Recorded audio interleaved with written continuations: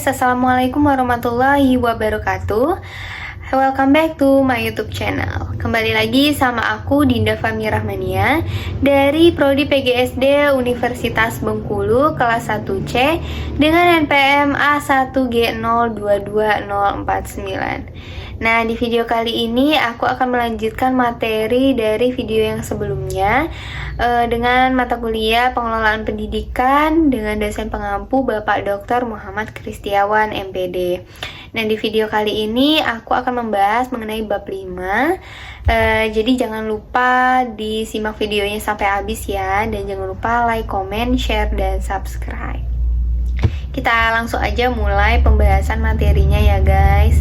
Di sini bab 5 mengenai konsep manajemen pendidikan tingkat sekolah menengah. Nah, di video sebelumnya kita udah membahas konsep manajemen pendidikan tingkat sekolah dasar. Jadi video yang sekarang kita membahas yang tingkat sekolah menengah. Nah, bab 5 ini terdiri dari 3 subbab yang perlu kita pelajari. Yang pertama yaitu konsep manajemen mutu sekolah menengah, yang kedua sasaran mutu pendidikan, dan yang ketiga karakteristik menjadikan sekolah bermutu. Kita masuk ke materi yang pertama yaitu konsep manajemen mutu sekolah menengah. Manajemen mutu sekolah menengah adalah upaya yang dilakukan dalam memperbaiki kualitas sebuah lembaga pendidikan tingkat menengah, yaitu SMP, SMA, SMK, dan MA, guna tercapainya tujuan pendidikan. Nah, itu dia konsep manajemen mutu sekolah menengah. Udah paham kan? Jadi, kita masuk ke materi yang kedua yaitu sasaran mutu pendidikan. Sasaran mutu pendidikan ini dibagi menjadi 3 poin, yaitu input, proses, serta output. Nah, input ini meliputi kepala sekolah, guru, pegawai ahli, fasilitas lengkap, lingkungan kondusif, kurikulum berstandar tinggi, dana siswa yang berseleksi, dan dana pendukung yang cukup. Nah, poin kedua yaitu proses. Proses ini meliputi KBM, metode dan pengujian efektif, organisasi atau manajemen administrasi, baik hubungan masyarakat atau industri erat, kegiatan ekstrakurikuler aktif semarak, serta pengendalian mutu yang efektif. Nah, poin ketiga yaitu output.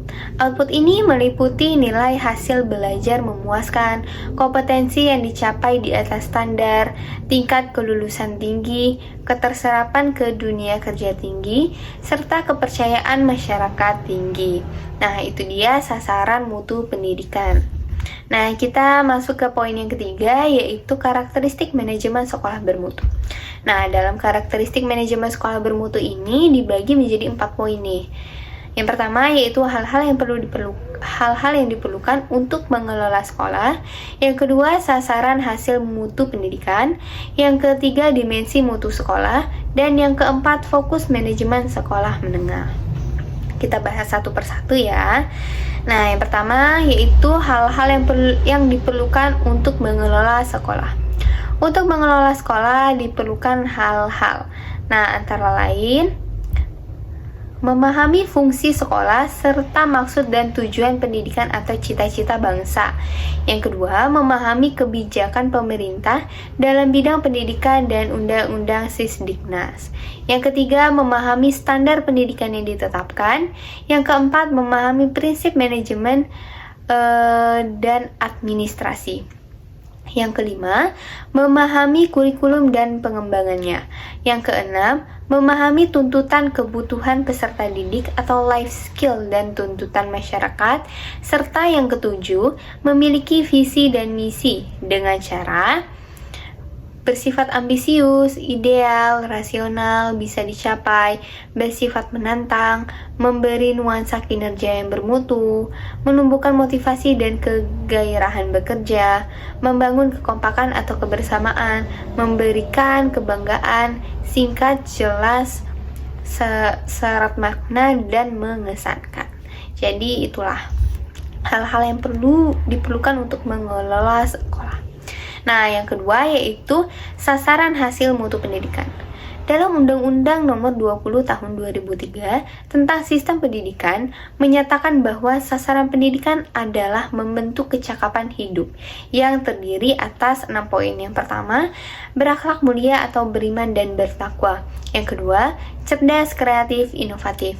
Yang ketiga, cakap, berkomunikasi atau bersosialisasi. Yang keempat, menguasai ilmu pengetahuan.